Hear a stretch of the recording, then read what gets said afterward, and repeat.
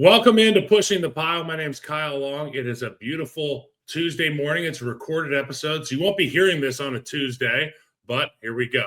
I got Ryan Wilson on the pod today, and I just threw in a Zen, and he was like, do you mind if I tell a Zen story on the pod? So I guess we're going to open this thing up with a Zen story. And yes, Zen, I am willing to do some marketing teamwork with you if you'd like to. Hey, Kyle, good to see you, buddy. It's funny because I've watched the podcast before with you and Mike, and I've seen you slip in a lipper, and I saw it as an old school lipper. Me growing up in the 90s, Dip was the only show in town. I don't want to make this a pro-tobacco show. It's not, because there's no tobacco in Zen. It's just nicotine. We're drinking coffee as well. I've got a mug. You've got a beautiful mug there from your friend's coffee shop. You want to throw a plug on for the coffee shop while we're in this realm? Yeah, my guy Sam over Peaks Coffee in Syracuse, New York. If you're ever there, check out Peaks. But my Zen story is this. I didn't know what Zen was until about 4 weeks ago because my wife, couple things. My son's 18. He graduated high school yesterday. He and his buddies are going to the Cape as we speak to have a couple days to do what 18-year-olds do. So it's great. It's a great time to be alive. But about 4 weeks ago, my wife saw my son's door was ajar, quotations mark, and noticed a tin on the floor. And she brought it to me and said, "Oh my God, what is this?" And it looked like a tin of dip. And I was like, "I don't know. Let me Google it. I have no idea what it is." And it was Zen. And my wife was freaking out that he was taking nicotine enhancers, synthetic from like Norway or Sweden, which I thought was super weird. We had to have a conversation with him. He was cool about it. He goes, "Look, I take it sometimes to study. You can get it anywhere. And I think you only have to be 18 to get it. So it's not even against the law. But, when you're a mom, those are the things you worry about." Number one, that's the right reaction that your wife should have. And you as a dad should have the same reaction. You don't want your kids to have to be adulterated by any type of chemicals. But I will say, if they're getting the chemicals from Europe, more often than not, there's less ingredients, less harmful ingredients. So I'd be like, go with the Euro route if you're going to do it. Okay, we're going to go with the American route today. So obviously, I'm Kyle Long, Mike Renner out of studio today, still on his honeymoon, still enjoying his new nuptials. What a beautiful thing love is, Ryan. But I love football. So we're going to be breaking down the Pete Prisco top 100 player article that will be coming out today as we record it. He's got top 100 players list for the upcoming 2025 season. It's got a lot going on. So I needed you to come on here and help me out. We'll go with the first impressions. What are your first impressions of Pete Prisco's list? Pete's getting soft. There were 8 running backs as I counted, and he spends most of the fall and even early part of the January, February whinging about running backs being inconsequential and fungible and other fancy words. And as you look at the list, they grow on trees is what he says. They grow on trees. That's right. If you look at the graphic here that producer Harry is so painstakingly made, you notice that running backs at 7, I think I said 8, 7 there, pretty high on the list. And that got my attention. Perhaps more than some other things. You might have some quibbles with the interior offensive line situation, but I just don't know. Like Pete talks out of both sides of his mouth a lot, and I think this is a prime example of that. You know what? I'll say it's always really hard to make lists. And you write, you research, you study. It's really hard when producers or anybody asks you to make a list because let's just face it, there's a lot of people to choose from, particularly on this top 100 player thing. And I wanted to explain to people at home who don't understand how, you've seen in past on the NFL Network, they have the top 100 players list. Now I like Pete's list because Pete makes it and Pete studies, and he's been around the league for so long. What people don't realize about that other list, and I'm not here to boo-boo on another list, I'm just making a statement as a player. When you get to the Pro Bowl, in years past, it's how it's been. You get to the Pro Bowl, you sign in, you get your hotel key, and then they're like, and then there's a sheet of paper over there with 100 spots in it. Go fill in your top 100 players. And for a lot of guys, it's a surprise when they get to that list. And for a lot of guys, they've been to the Pro Bowl a few times. They understand, so they're going to write in, who they think shouldn't miss the list, because there's some guys that you're not going to miss. You're not going to miss Patrick Mahomes. You're not going to miss, this year Brock Bowers, a number of guys that are up there. But when you're not planning for it, like Pete is, you're going to run the risk of forgetting a lot of really good players. Hey, can I ask you something, Kyle? Yeah. Number one, that's insane that you're asking someone to do that sort of homework once they arrive at the Pro Bowl. Fill in the top 10, that's it. Okay, go ahead. Number two, if you're there as an interior offensive lineman, do you know about the safeties in the other conference that play on the worst place team? No. Right. I remember 31 from Seattle. I remember You know what I'm saying? There's certain numbers you may remember, but it's not like a lot of these guys are household names, Right. and particularly if you have a specific position group. Now, if you're a quarterback, you know the entirety of the defense because you're getting tackled by the guy in the front seven. Your number one target's getting covered by their best player. The safety is somebody you're aware of. Obviously, linebackers come into play, but we're not all quarterbacks. And like you said, we're all in our own little pastures in football, and we don't know the other animals. So it's a tough exercise to do. What stood out to me is I wrote this down: respect. So this is, what does it take to make this kind of list? I wrote respect, consistency, and obviously playing at a level that stands out amongst your peers. There are guys who have had a great year or 2 years that don't make these kind of lists. So it's kind of like you accrue this respect over time. What I noticed with this list is that for the most part, these guys have strung it together for a number of years. You have to lay the foundation of success to be able to truly become one of those household names that ends up on these lists without even missing a beat. People write your name down. So the first thing that stood out to me was a lot of the guys were very high on the list that dealt with injuries last year. I like that Pete kept a lot of those guys high on the list. I still think some of those guys could even be higher. I'm looking at Nico Collins, T. Higgins, for example, and we'll get into people who are too high and too low on the list. But what was the first thing that stood out to you about this list? Let me just take a step back, because as you're talking about this, I think you're painting an important picture that as hard as it is to give Pete a compliment, he actually does know what he's talking about because he's done it so long, and he takes this very seriously. He's incredibly thorough. And your larger point that this is hard to do. Like, you're going to always find guys that should be higher or lower based on your personal opinion and your fandom and all that other stuff. So yeah, let's take a moment to give Pete a shout out. I think Pete said his best when someone's giving him a hard time and poking him, as, don't poke the bear sort of situation. But I think we also have to acknowledge that Pete annually does a really good job with this thing. I do like to see, and I don't have it in front of me, I wish I did, I can look quickly, how many Florida-based players on this list outside of Miami, because I know that he struggles with the Dolphins in general as an organization. But in terms of Fort Lauderdale kids on here. Yeah, a lot of South Florida guys, and then a lot of Jaguars, because, look, I'm going to say the quiet part out loud. He and Tony Baselli are incredibly tight, the new executive vice president of the Jaguars. He's going to scratch Tony's back. They're good friends as well. I'm half joking. So I'm curious about that. And I saw that Bucky Irvin's on the list, who had a fantastic year for the Bucs as a running back, as a day 3 guy. So I can appreciate that as well, going back to the conversation. So I look quickly here, Kyle. 1, 2, 3, 4, 5, 6, 7 Jaguars and or Buccaneers players on this list. So actually relatively low. And these guys are all worthy of the acknowledgement. I will say this quickly, though, talking about your point a moment ago in terms of injuries, not necessarily docking these guys. Antoine Winfield's 89, and when he's healthy, he's probably top 40. And he's had to battle through some things, and I can appreciate that as well. There's a ton of these guys, and I mean, that's the thing that's unique about our game, is that nobody's out there doing it 100% healthy. Okay, like, you would be a fool to think that. I mean, even from the very top of the list, and this is a good segue going into the number 1 player on Pete's list, Patrick Mahomes. Patrick Mahomes, I feel like, hasn't been healthy the entirety of his career, but he goes out there and gives us a different flavor. He's like a chef at a Michelin star restaurant. You know you're going to get great food. You don't know which flavors you're going to be tasting that night. That's why he's number 1 in the league, in my opinion, because of his competitive spirit, his ability to win the close games, find a way to get either into field goal range or touchdown range to give his team a chance. The undying belief in number 15 in Kansas City, and the unrivaled hatred for this interstellar talented quarterback, Patrick Mahomes. He's number 1 on the list because he could do it any different type of way.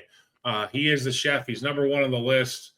What do you think about having Patrick number 1 after the loss in the Super Bowl, the way that it went down? Yeah, a couple of years ago, when the Chiefs started slow, I was like, okay, maybe this is the year when it all falls apart. And I learned a very valuable lesson that season, that unless Andy Reid and or Patrick Mahomes are no longer associated with the Chiefs, they should be the favorites until they've proven us otherwise. And that's where I am. He may not have been – he didn't win the MVP, but that doesn't mean he's not the most important player in the league. And I want to ask you this because you spent a lot of time in Chicago and into your career, you were with Kansas City. When you walk into that locker room, was there a sense pretty early on that quarterback's different than other quarterbacks you've been around? I'll put it to you this way. George Lucas made a bunch of movies that was called Star Wars. And now there's haves and there's have-nots in the galaxy far, far away. Okay, there's people that live in the huts with or around Jedis, and then there's people that live in places where there are Jedi. So when you're in Kansas City, you can kind of always hear that low hum of the lightsaber with Patrick Mahomes. And you get that sense that in a dark alleyway, outnumbered 10-1, we've got a shot. If it's the closest thing that I've experienced to having real faith is playing with a guy like Patrick Mahomes. And I was lucky enough to play with him. I got a little bit of that early in my career when we had a good offensive line, good receivers. Cutler could throw the ball around. I had a taste of that. Right. And he was great in the 2-minute situations. But when I got to Kansas City, it was like, and I had just finished watching the Last Dance documentary. Okay. And it really felt to me like, that was what I was stepping into. And it was. It really was. We just didn't have an answer for Jamar Chase and Joe Burrow in the Burrowhead game. People think that Lou Anarumo got the best of Patrick Mahomes. That's not the case. We just didn't have an answer for Jamar Chase down the right sideline. Yeah, it's crazy because when you talk like that, it just reinforces to me as someone who covers the draft that you don't know about the draft. You can talk about these quarterbacks until your face turns blue. If they're not built a certain way, sometimes it just doesn't matter. Yeah. All right. Well, that is our A block. We are going to be getting into one of my favorite segments next. It's the Goldilocks segment. Too hot, too cold, just right. So for us, it's too high, too low, just right. Stick with us. Ryan Wilson and I back after the break. Critics are buzzing about the new season of Yellow Jackets.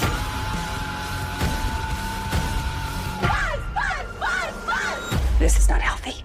Yellow Jackets' new season now streaming on the Paramount Plus with Showtime plan.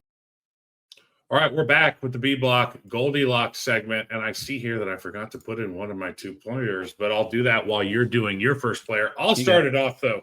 Ranked too high. Okay, this is a former teammate of mine, fantastic player, obviously a guy can take the game over, can ruin game plans defensively for DCs, for corners, for linebackers when he's crossing the middle of the field. He was electric immediately upon entry in the Miami atmosphere, and then I don't know what the hell happened last year. And I'm not here to say that I'm going to bet on Tyreek Hill being the guy unless a number of things change in his life and his preparation, the way that he handles his business. He's at number 30 on Pete's list. And last year, I would have probably said he's not high enough at 30. I would argue that he was a top 25 guy last year going into last year's season. But this year, with all the hoopla surrounding Tyreek Hill, with all the question marks about Tua's ability to stay in the lineup, who's going to get Tyreek the ball? Is he going to be able to stay mentally in it the way that he was in Kansas City? See, that's the great thing about playing in Kansas City. It brings me back to my Mahomes point. When you've got Patrick Mahomes, you're going to be playing a meaningful football. You're going to have the opportunity week in, week out to showcase your skills. When you're in Miami, sure, you can have some 70-point games once a decade. But for the most part, there's turmoil. And when you're a guy like Tyreek Hill, you need to have a stalwart approach. You need to be a guy that shows up and is emotionless and just works. And that's not Tyreek, in my opinion. That's why I'm going to say he's too high. Yeah, I get it. And to your point, Patrick Mahomes solves a lot of problems. When Tua's out there, things are clicking, and it's 85 degrees in South Florida in September, October, November. Yay. But if the backup has to come in and can't throw the ball, more than 5 yards down the field, and you see Tyreek's body language change, on some level, I understand it. But on the other hand, you're the leader in the locker room. You have to sort of get over that and be that leader. All that said, when I saw last week that he ran a 10-1-500 at age 29 or 30 or 31, I was like, all right. He can run. Hey, he can run. But there's certain things that are in question there that are outside of, Fair enough. There's nobody on earth pretty much that's as as explosive as Tyreek Hill, on and off the field, which is an issue for me. I don't know. The best ability, I was always told, was dependability and availability. Yeah. And for Tyreek Hill, that comes into question sometimes. Yeah, no, I get it. And 30's high. A couple wide receivers after him. I'll just ask you the totality of this player. So off the field and on the field, would you rather have this player or Tyreek? So Tyreek was 30. At 31's A.J. Brown. Yeah, you know what? A.J. Brown, in my opinion, is a guy that you're going to get every week. Yeah. And there's no question about that. And I just think this conversation speaks more to the things. There are distractions in A.J. Brown's, career that we've talked about ad nauseum on these shows, the book on the sideline. By the way, for the record, I do not care about him reading that. Of all the books to read, I'm fine with you reading that book. Go read the book. You know what? You want to go make some plays? Go read the book.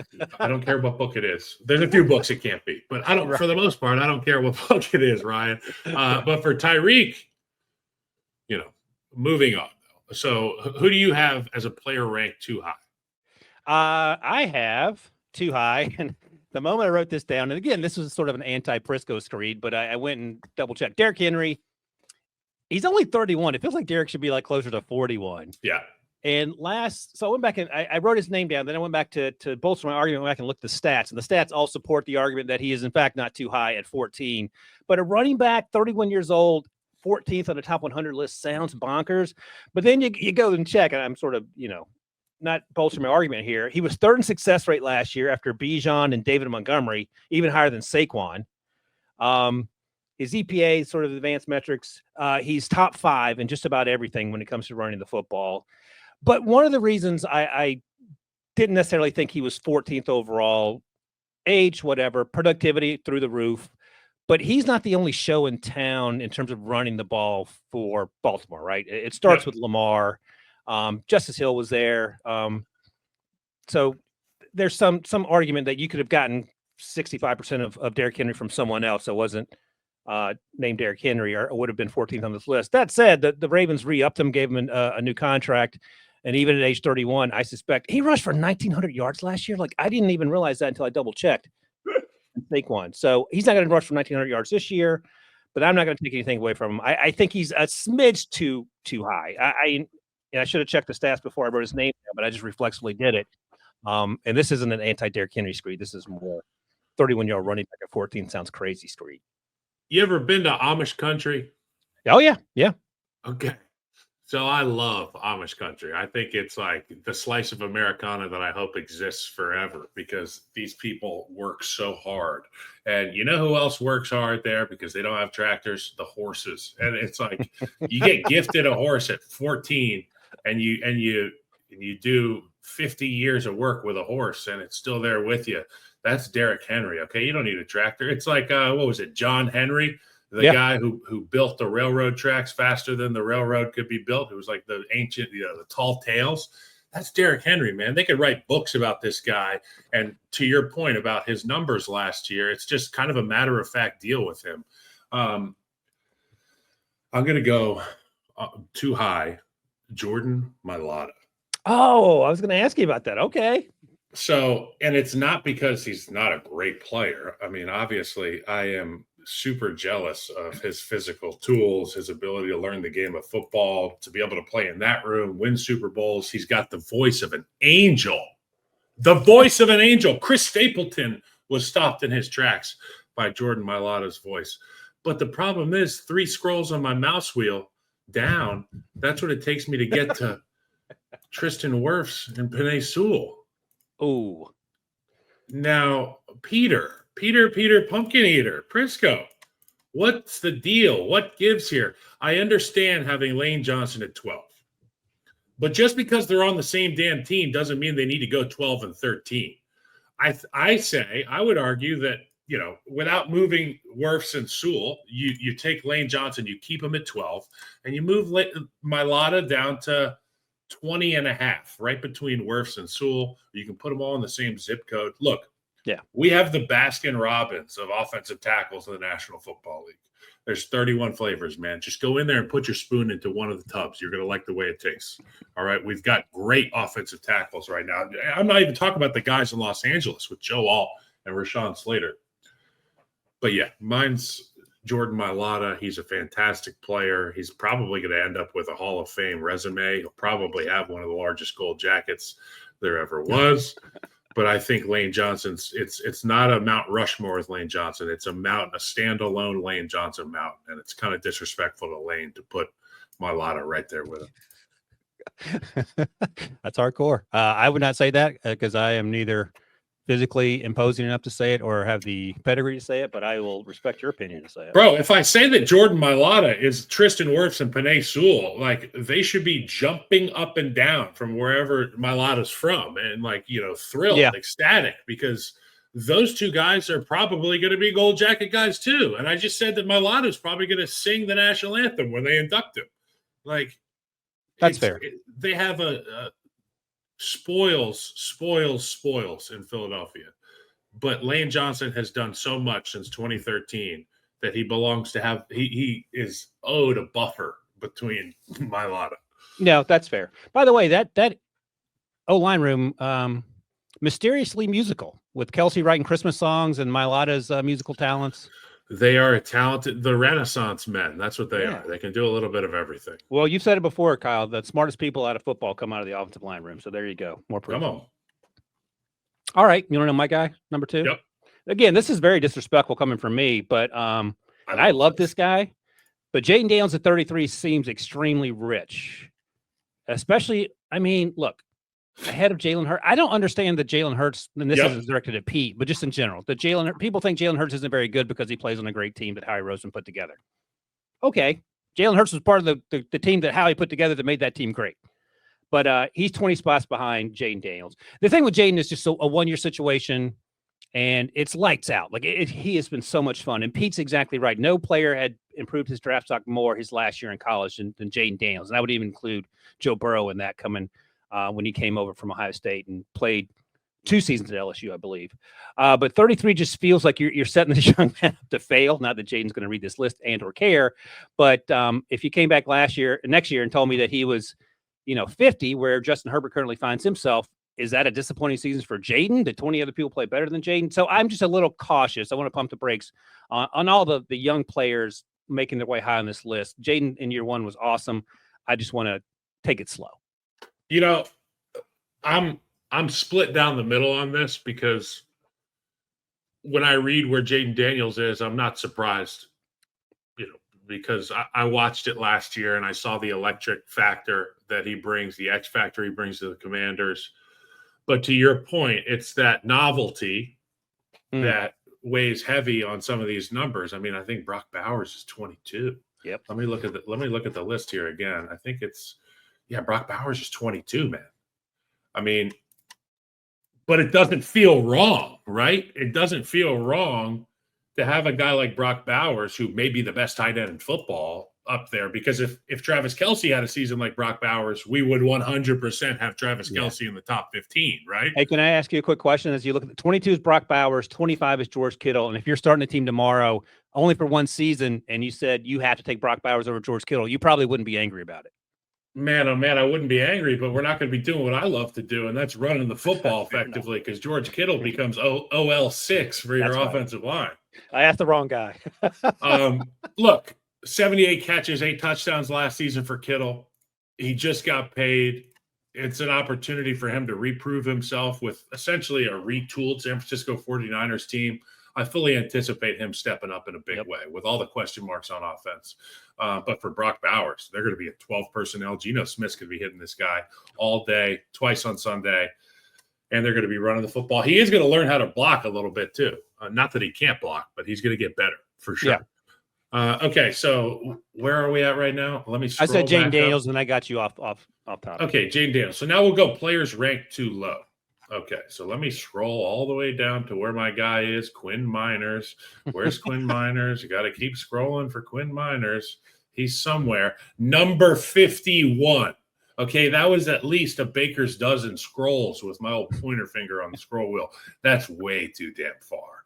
Okay, way too damn far for a guy who I think is one of the best in the world at what he does, Quinn Miners. That's why he's an all-pro. You've got a center and 2 tackles in the top 15. This is an all-pro guard. At the very least, he's in the top 20. For you to put him outside the top 25, top 30, top 40, did you forget him? Did they forget to submit his name for the exercise? Pete, Quinn Miners.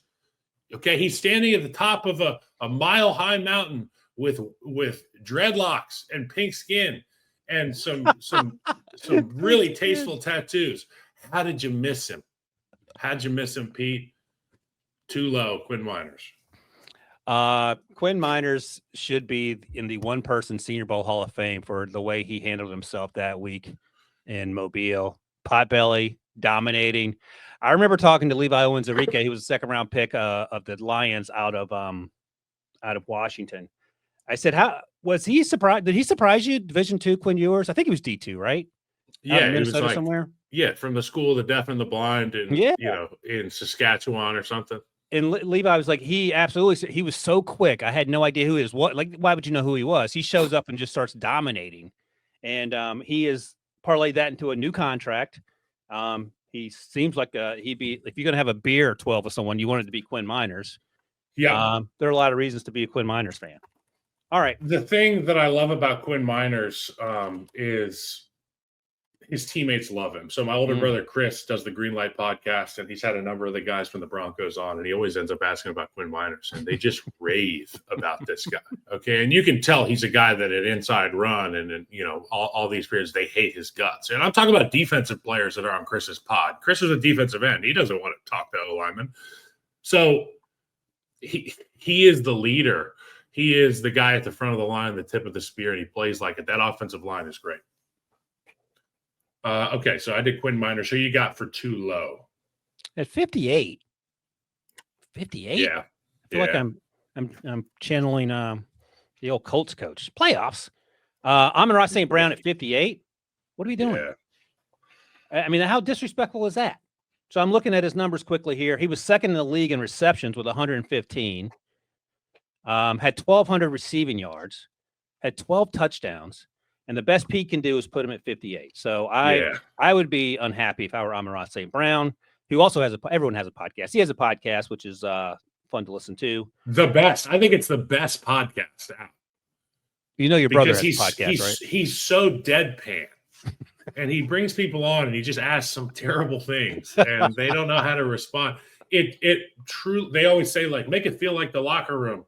Dude, that feels like the locker room when you listen to those guys. So check out Amon-Ra St. Brown and EQ's podcast, the St. Brown Bros, maybe, or the St. Brown podcast. Yeah, but hopefully he'll have something to say on that. By the way, I saw a quick YouTube shorts of some guy named Kyle Long playing golf with Jimmy Haslam, and not knowing who Jimmy Haslam was as he was crap talking the Browns. That's fantastic. It was a classic blunder. Classic blunder by your Jimmy boy. knew. It was like a The Office episode or Curb Your Enthusiasm. I was like, ugh. Jimmy knew. He knew. In his heart, he knew. Okay, so Amon-Ra St. Brown, I'm in agreement with you. In addition to him having a great podcast, he is one of my favorite players, and I've tweeted this out. He may be my favorite player in the National Football League, Amon-Ra St. Brown. He is the quintessential badass receiver, can do everything, willing to do the dirty work, talk a little bit of shit, get the guys fired up. But he is such a football guy. Like, you can just tell that he does the little things the right way. And he's how much knows where to line up, all that stuff. What you got, Ryan? How much is an offensive lineman, if you guys are like rewatching the game on Tuesday, whenever you watch tape there, how much do you love a wide receiver who blocks? There's like no easier way to earn respect and to get pelts on the wall in the offensive meeting room where the whole offense is in there than blocking people downfield, giving that extra effort. And in the Lions offense, they're asked to do some dirty work there at the line of scrimmage. Like, you go watch the Rams, for example, a guy like Cooper Kupp, Puka Nacua, they're essentially playing tight end hybrid. They're over there bashing defensive ends, the linebackers. It takes a toll on you. And for you to keep showing up like that, that's how you earn respect, man. So, do you ever hear defensive ends getting tired of getting ear-holed? Are they talking, dude? They bitch so much. Defensive ends complain so much. And then they call you soft if somebody other than you hits them. And Right. it's like, you don't think I'm going to use schematics to my advantage? You think I'm just going to get, you're a superior athlete. You're making $38 million, dude. Just shut up and play. I love it. I love it. Okay. Players ranked too low. A guy that does shut up and just play. Yep. A guy that just wins. A guy that probably should have 2 Super Bowls right now. Jalen Hurts. Okay. I have been the guy on these, Monday morning quarterback shows that said Jalen Hurts doesn't have the juice, but he does. Okay. And what tells me that is that the guy continues to find himself. And obviously they got a great roster and Sirianni's a great coach, but what came first, the chicken or the egg? I mean, you've got Jalen Hurts, you've got an offensive line. You've had some questions on the defensive side of the ball. That's why Vic Fangio's there to solve it. And they did it last year. But Jalen Hurts is the engine that keeps this thing going. They run the tush push because of Jalen Hurts, not because they got an all-world center, okay? You've got a quarterback who can do essentially everything when he's on. He can run the ball. He can throw the ball. You've got great targets to be able to utilize his skill set down the field. A.J. Brown was fantastic. When those two are on, it's as fun to watch as anything. So 52, Jalen Hurts, let's show our guy some respect. He's a Super Bowl champ now, almost 2 times, but 1 time for sure. Yeah, and the other thing is, if you're like, oh, anyone can do it, I would like to introduce you to Kenny Pickett, who was in their former Steelers. As a Steelers fan, I've had enough of Kenny Pickett, and I knew what that was going to look like. Kenny got a Super Bowl ring, but what are you going to do? Super Bowl champion Kenny. Super Bowl champion Kenny Pickett. So I'll have to introduce him from now on. My guy's a little controversial. Jalen Hurts, I believe everyone should be able to get on board with that at 52. 3 picks higher is Justin Herbert, who I mentioned earlier, at 49. And look, man, like in a perfect world, Justin would be a little further along in terms of the wins he's gotten in January. And we can make all the excuses we want about why that hasn't happened, whether it was coaching or whatever. But at the end of the day, it's on him because he's the face of the franchise. But then you see Justin Herbert, you see the way he carries himself, you see the way his teammates respond to him, and you see like the things he can do physically, and you're like, I feel like he should be a little higher. I don't know if he should be a lot higher. Am I putting him ahead of Jaden Daniels at 33? I don't think so. But maybe 10 spots higher, I would push. But I need to see more. Like, this is an argument you're making when you're in the courtroom and you sort of know your client committed the crime, but you're trying to tiptoe around it as you try to get him a lesser sentence. So again, I'm not a great lawyer, but Justin Herbert, the promise of Justin Herbert is getting there. It's not quite there yet, but I think he's higher than 49. So if you look back to 2020 and Justin Herbert's rookie year, he threw for 4,300 yards. His second year, he threw for 5,000 yards. His third year, he threw for 4,700. His fourth year, he threw for 3,100. And then last year, he threw for 3,800 yards, 23 touchdowns, and 3 interceptions. And you know what? I was watching back the Bengals-Chargers game, primetime from a couple weeks ago. I was watching the Bengals-Chargers play last year when T. Higgins came back and went off. McPherson missed a bunch of field goals. Justin Herbert is so gifted, so talented. If people don't think that he's getting better, just go look at the ratio, touchdown to interception. Harbaugh was obviously a big part of that. Mark Trestman brought into the building. This guy unlocked a lot of things last year. If you really go watch him play, the way that he was able to run the football was impressive. Obviously, his ability to throw the football is impressive. Taking care of the ball, great. When they continue to add weapons to that offense, his numbers are going to be ridiculous. And I was talking about, you get on this list because you build it up over years. The guy's been building it up over the last 5 years. You can't argue that. The numbers are right there. And he got better last year. To your point, he deserves to be higher. I mean, Justin Herbert is a special player. He's a special player and an Oregon Duck. And a great guy. I root for good guys. I need that. Okay, we're going to go to my favorite part of the Goldilocks segment, players ranked just right. In a world where Patrick Mahomes does not exist, Myles Garrett would be the number 1 player in the National Football League. Now, I know that there are guys with, there have been guys in years past with more sacks and, maybe more tackles. But nobody does it run and pass like Myles Garrett.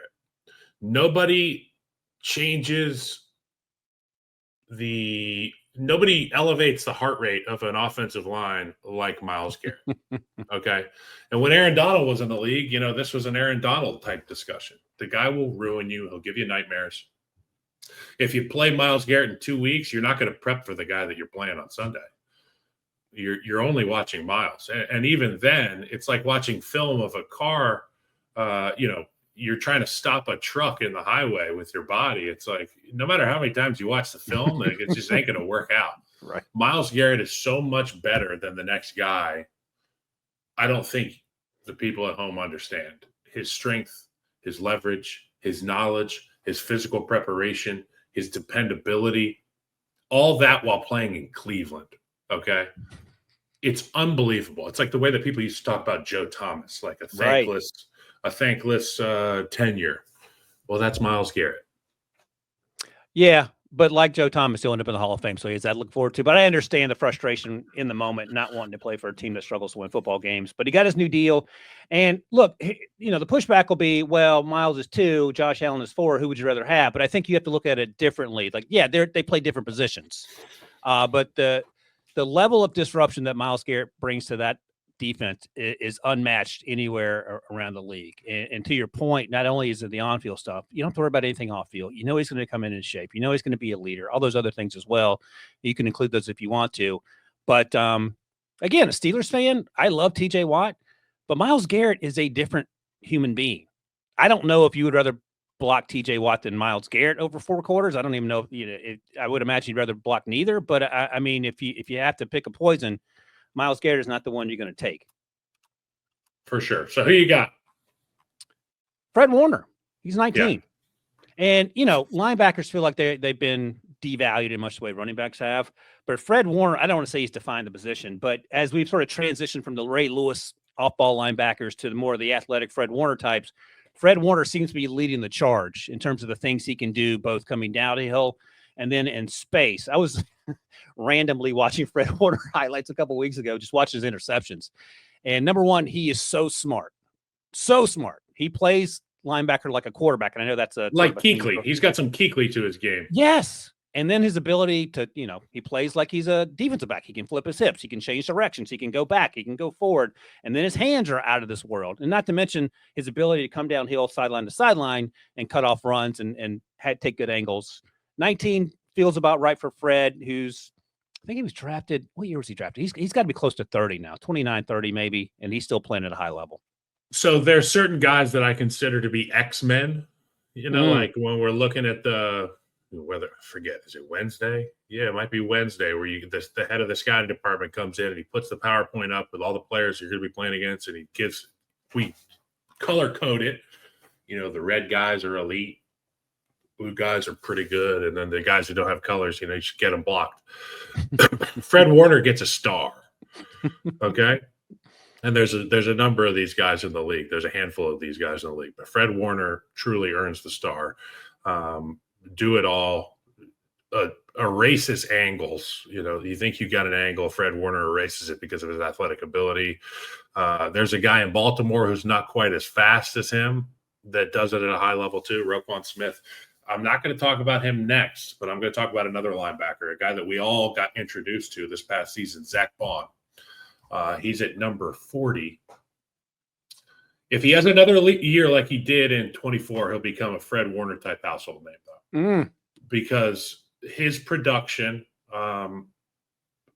in year one of being at the position that he's currently in was worthy of Defensive Player of the Year. If you were to remove the names off the jerseys and the numbers and just look at the film, Zach Bond had a Defensive Player of the Year type season.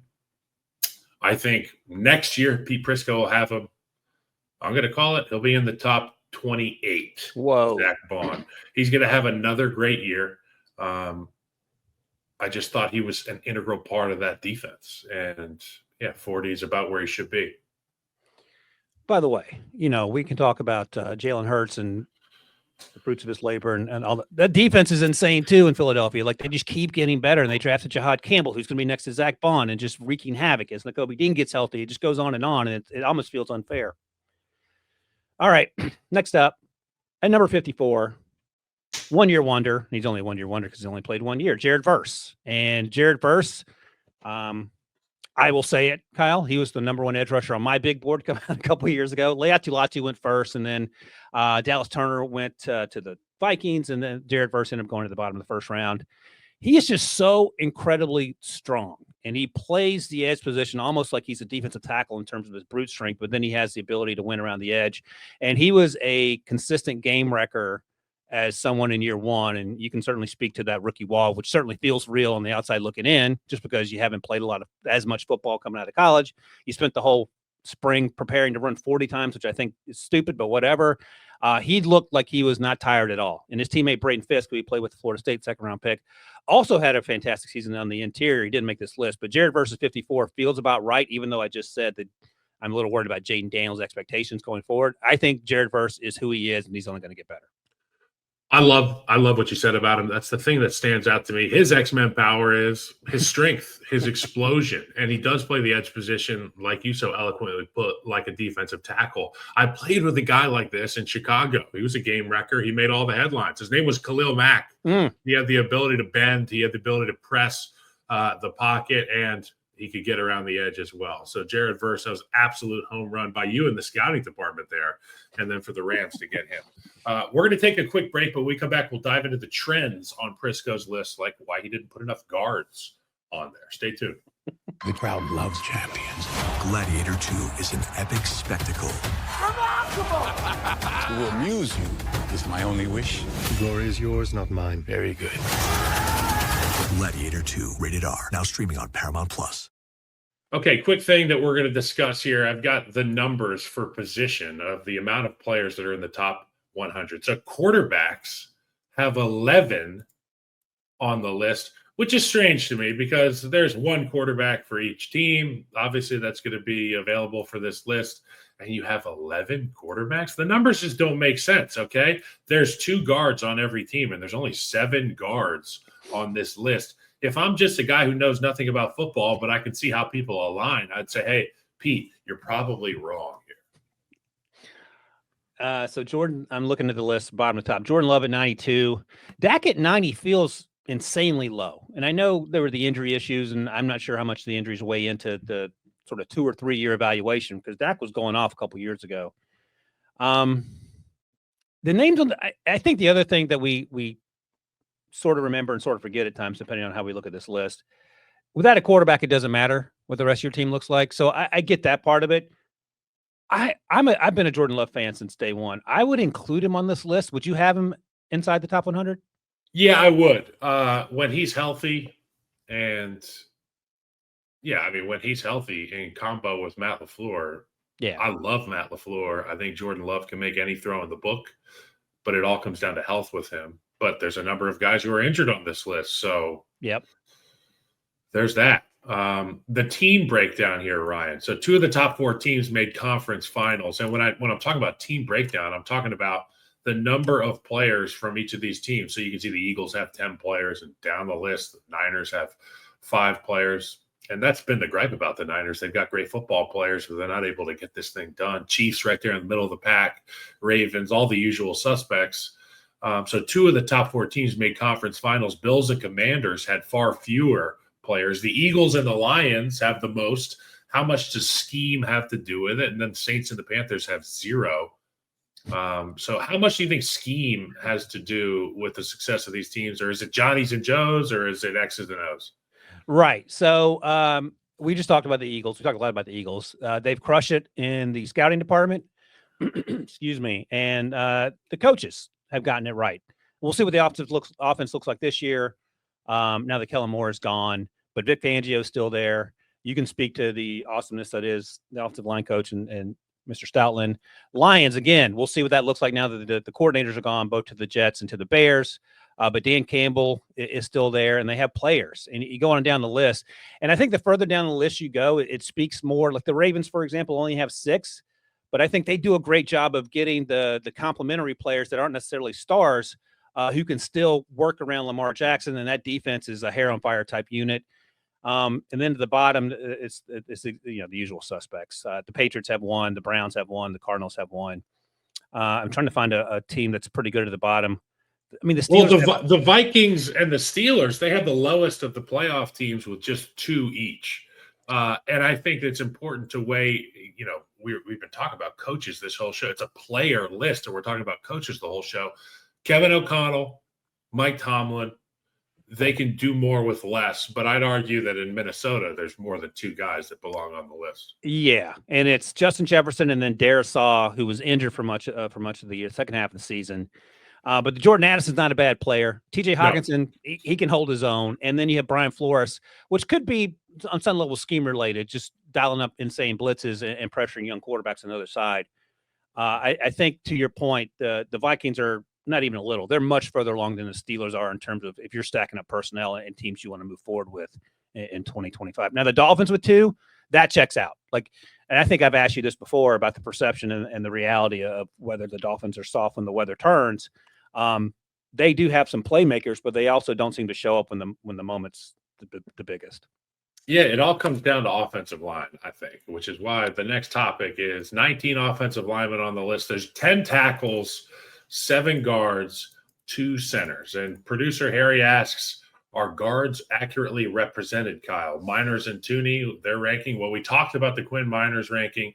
The thing that bothers me about the Joe Tooney ranking, I'll have to go look at it again, exactly where he's ranked. I think it's 50 or somewhere around there. Joe Tooney's 55. So Joe Tooney, an all-pro guard. I mean, again, we talked about how these guards aren't weighed as heavily as some of these tackles, but I'd argue that guards are more important than tackles because, that's where the quarterback's got to stand. And the thing that makes Joe Tooney a rare zebra in this stable of horses is that he can also go out to tackle and provide you top 10 level tackle play. I'm going to have Joe Tooney a little bit higher on this list. I'm sorry, producer Harry. I'm sorry, Pete Prisco. That's just the way the cookie crumbles.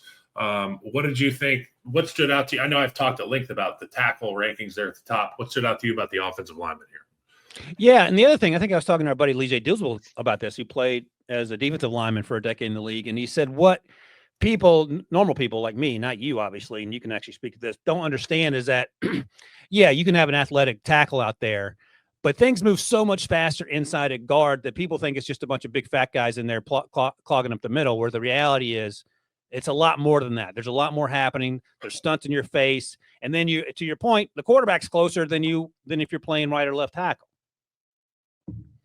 What's the shortest distance between 2 points? Straight line. I learned that. And if you were looking to get the quarterback, where would you want to be? Would you want to be in the A gap right there, right by him? You can smell his center's butt, or do you want to be 10 yards removed at a 9 technique? No, I'll tell you where you want to be. You want to be right there in the middle, where they put J.J. Watt at times, where they put Aaron Donald at times. It's a nightmare inside, and things do happen quickly. At tackle, they often say you die a slow death. At a guard, you die a very fast death. Okay.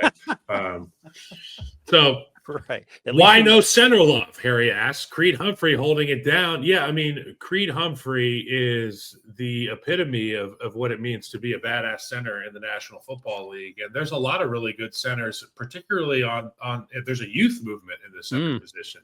Okay, we see Juergens in Philly. We see Frazier in Pittsburgh, who is, a budding star in this league. There's a number of guys. JPJ in Vegas is a good center and an Oregon Duck. So I got to talk about him. Look, center is the glue that holds things together. Just like the middle linebacker position is undervalued, their ability to make others around them better is, what makes them special. And Creed Humphrey makes the guys around him better. We talked about tackles being overvalued. I would argue, okay, so tackles overvalued, ? I typed it in. I would argue, yes, the sweet spot where most of the tackles belong is on the fringe of the top 20. But the Eagles got Pete's royalty treatment. No disrespect to Mailata and Johnson, but I love the guys that are bunched up on the rankings with Sewell and Wirfs. My goodness, I wrote Baskin Robbins. We got all the flavors. Just pick one. Okay, let's move to the defensive side of the ball. Let's talk about just 4 linebackers on the list. Is it the least valued position in the National Football League? I really believe it is, similar to running back or center. Yeah, No, that's right. And for the longest time, when I would do these mock drafts, Eagles fans would get so angry if you put a linebacker at the bottom of the first round the last 4 or 5 years. They finally did it this year, and maybe that tide is turning, given what Vic Fangio wants to do with his linebackers and what we've seen them do. And you just talked about Zach Bond. But I remember back in 2014, the Steelers took Ryan Shazier out of Ohio State, and that was sort of one of the first times you saw like a 6'2", 225-pound linebacker be drafted as first-round pick. Who and runs then like a deer. ran in the 4.3s, and then you saw him play, and yeah, he's going to run around blocks, but all these guys, for the most part, run around blocks now. So I do think it's undervalued. I think, obviously, to your point, you want to build in the trenches first, because if you can pressure the quarterback with edge, interior defensive line pressure, the all-ball linebacker's less of a concern.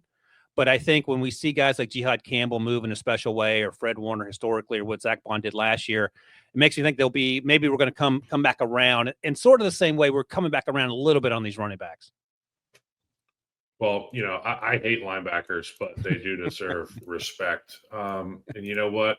Jair Alexander, that's a guy who wants some respect at this point in his career. Really great football player. The issue has been availability for him. He's the only free agent on the top 100. So the question is, what does the pack letting him go say about him as a player? And I wrote, there's the crazy hot scale. He's way up both axes. They just got tired of him not being available. It's as simple as it is, which happens to 99.99% of players. You deal with injury. You're not on the field. The team's like, well, we're paying you X. You've only played Y. Let's figure out something to do here. Let me ask you this about Jair, who I think is awesome when he's healthy. If I think it's 2023 season, the final week of the season, if he just went out there as a teammate of his and he went out there and just named himself captain and stood in midfield before the coin toss of the final game of the regular season, how would that go over? I would be so locked into the game, I wouldn't have even noticed that it happened. But when I got wind of it afterwards, I'd be like, I would probably laugh. I'd imagine that a lot of the guys, particularly the offensive linemen, find it funny, some of the stuff that he's doing. These skill guys, DBs, receivers, they're all funny, dude. They're all so funny. I would imagine Jair's funny. He was like, I'm from there. I want to be the captain. I would have laughed. And I did laugh when I first heard it. I didn't hate it. Like, there are worse things you could do, I was like, okay. It's funny. Yeah, I agree. He's going to get paid. He's going to land on a good spot. If he's healthy, he's going to be good. That's just the reality. Your point is that if you're not healthy, it doesn't matter who you are. You can't play. But if you're healthy and knowing what he's done historically, and he's not an old player, I think you put up with the antics, which seem harmless, and then you roll them out there and get interceptions. You know what? I played with a guy named Brandon Marshall, and that was when I was a rookie. I came into the locker room, and it was Cutler and Marshall and Martellus Bennett, and Matt Forte, Alshon Jeffrey. We had a lot of skill in that building. And one thing I found out is that if you were to showcase that skill every single day, you could also let some red flags pop out every once in a while. And the coaches are just like, hey, that's just the way that it is. You know what I'm saying? And I'm not saying Brandon Marshall was ever a mean guy or a bad guy, but I would just, sometimes it would be an inside run period and Brandon Marshall would come into the huddle and demand the football. And Jay would say, Brandon, get the out of my huddle. This is the running period. We are running the ball. All of your receivers are on the other field on the jugs machine. When you get to a certain age and you take a 2-yard hitch and bring it 15 yards, then the coaches start to be like, hey, right, we need to try out the next guy. So for Jair, that's probably where we're at. This is the end of the show here, Ryan. Thank you so much for coming on. Where can people find you this week? Be doing a little With the First Pick podcast. Rand Carthon's taking a much-needed vacation, but I think Lige will help me out. And we're going to be talking about Pete's list, but from a young player's perspective, rookies and first-year players. So you can check that out wherever you get your podcast. I love that. And I love working with you so much. And you've got two great teammates there. Obviously, with Rand Carthon, I love Rand. And then you get Lige in, who's my usual teammate. He's brilliant. Check out Lige, Ryan, and Rand Carthon here on CBS HQ, CBS Sports, YouTube, wherever the hell you find us, you can find us. You know where to find us. Until next time, keep pushing. Have a great week.